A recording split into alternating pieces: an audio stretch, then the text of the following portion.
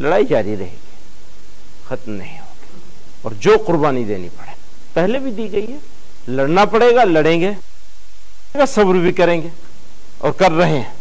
वही पार्टी जो आज ये कह रही है कि कब्जे करते थे, वही पार्टी 2009 में ये कहा करती थी कि इनकी जमीनों पर कब्जे हुए हैं और हम उनके छुड़वाने में रोल प्ले करेंगे। 2009 से आज तक में इतनी चेंजिंग आ गई कि 2009 तक जो कम्युनिटी मजलूम थी वक्फ के मामले को लेकर, वही कम्युनिटी जालिम हो गई। सारे मुल्क में मीडिया के जरिए से ये फैला दिया गया कि ये तो ऐसा लगता है जैसे कहीं बाहर से, चाइना से आके लोग बैठे थे यहां और आकर के इन्होंने वक्फ बोर्ड बना रखे थे और कब्जे कर लिए जमीनों। तो मामला वक्फ का नहीं है, मामला पॉलिटिक्स का है। मुसलमानों के नाम पर, मुसलमानों के खिलाफ, मुसलमानों के लिए कभी हमदर्द बन के और कभी गाली दे के, न देश के लिए, न कॉमन सोसाइटी के लिए, इंडियंस के लिए, और न ही मुसलमानों के लिए।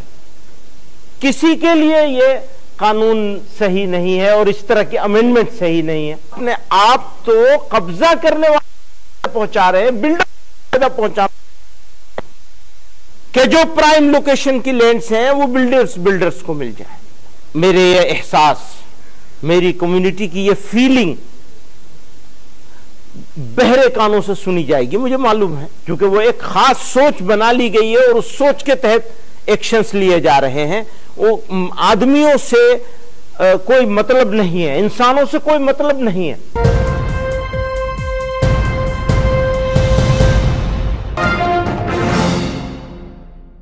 हमारे लिए ये सुनहरा मौका है कि आप लोगों के साथ बात कर रहे हैं औकाफ के अमेंडेड बिल के बारे में, एक्ट के बारे में। तो 3 बातें मैं इस मौके पे कहना चाहता हूं। पहली बात तो यह है कि बीजेपी और मुल्क में मौजूद उनके हमनवाओं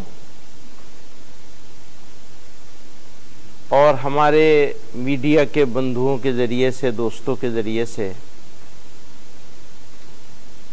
ये तासुर दिया गया, ये इम्प्रेशन दिया गया कि इससे पहले का जो एक्ट था, अमेंडमेंट होने से पहले, वो अगर रहता तो जो चाहते वक्फ बोर्ड वाले कर लेते। हालांकि पहले भी जो वक्फ बोर्ड थे वो बाकायदा एक सिस्टम के तहत बनाए जाते थे, उसमें मुस्लिम सोसाइटी का कोई रोल नहीं होता था, न पहले होता था न आज है। वक्फ बोर्ड के कॉन्स्टिट्यूट करने में, बनाए जाने में सोसाइटी का कोई रोल नहीं कभी रहा, बल्कि पॉलिटिकल पार्टीज जो गवर्नमेंट बनाया करती थीं वो गवर्नमेंट कॉन्स्टिट्यूट करती थी। सेंट्रल वक्फ काउंसिल बन रही है तो सेंट्रल गवर्नमेंट बना रही है, स्टेट के वक्फ बोर्ड बन रहे हैं तो स्टेट की सरकारें बना रही हैं। मुसलमानों का कोई रोल नहीं होता था उसमें। हां, यह जरूर होता था कि, और अभी भी होगा, कि सरकारें अपनी मर्जी के मुसलमानों को एज वेल एज अदर्स को बना लेंगे, जैसे पहले होता था कि वो अपनी मर्जी के लोगों को बनाया करते थे। अब बदकिस्मत थे, सारे मुल्क में मीडिया के जरिए से ये फैला दिया गया कि ये तो ऐसा लगता है जैसे कहीं बाहर से, चाइना से आके लोग बैठे थे यहां और आकर के इन्होंने वक्फ बोर्ड बना रखे थे और कब्जे कर लिए जमीनों।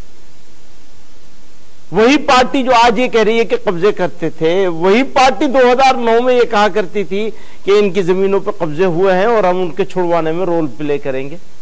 2009 से आज तक में इतनी चेंजिंग आ गई कि 2009 तक जो कम्युनिटी मजलूम थी वक्फ के मामले को लेकर, वही कम्युनिटी जालिम हो गई कि इन्होंने ये गिरफ्त कर लिया, ये गिरफ्त कर लिया, ये गिरफ्त कर लिया और ये गिरफ्त कर लिया।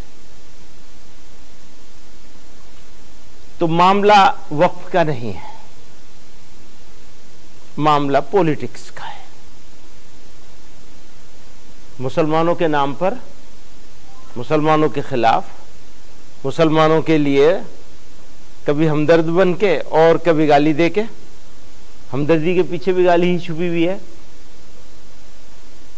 इस एक्ट को दुर्भाग्य के साथ, दुर्भावना के साथ, दुर्भावनापूर्ण एक्ट है ये अमेंडमेंट है। ये सोसाइटी के लिए, कम्युनिटी के लिए या मुल्क के लिए, मान लो सोसाइटी के लिए, मुसलमानों के लिए खराब होता, मुल्क के लिए अच्छा होता तो भी हमारे सर आंखों पे हो सकता था। हाँ ठीक है, थोड़ा तकलीफ होगी, बर्दाश्त कर लेंगे, कोई बात नहीं, देश का भला हो जाए।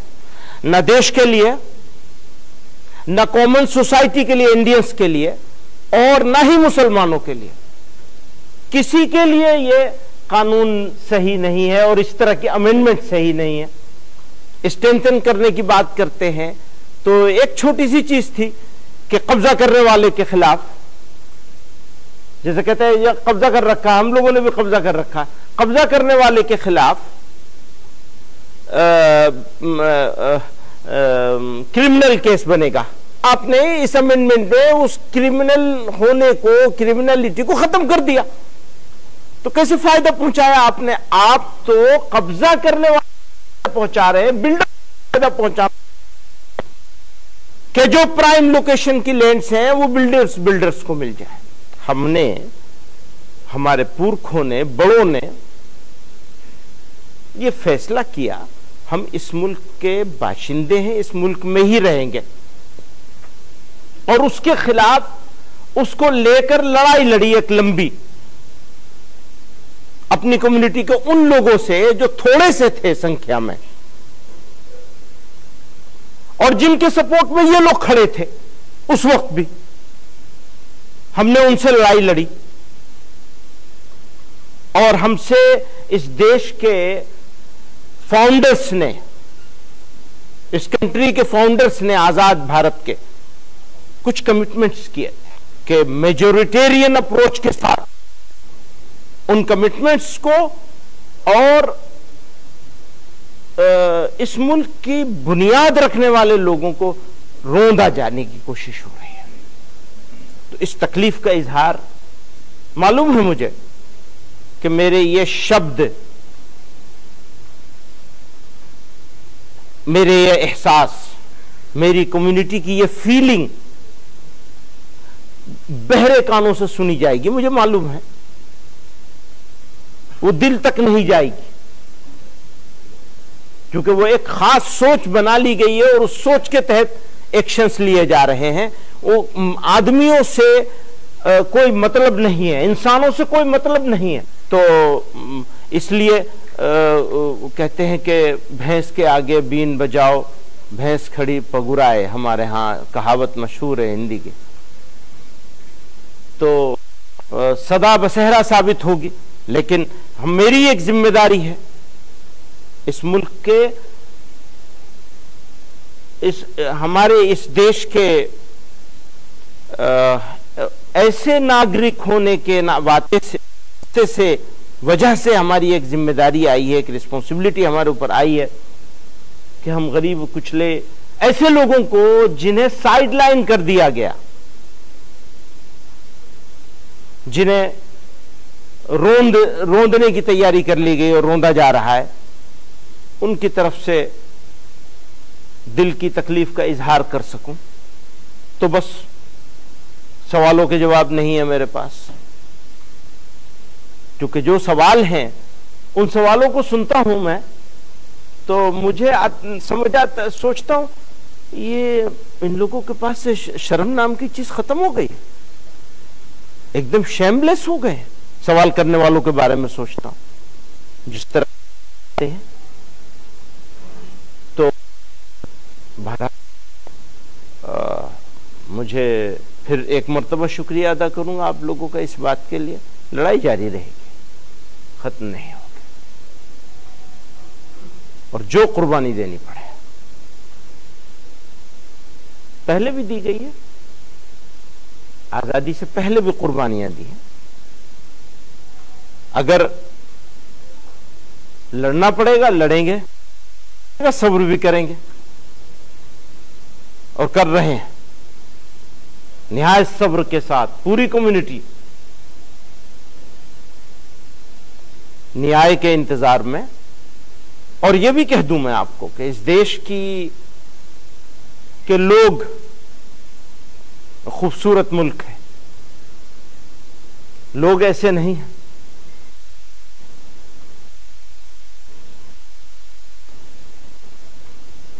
जो ये इस तरफ ले जाना चाह रहे हैं,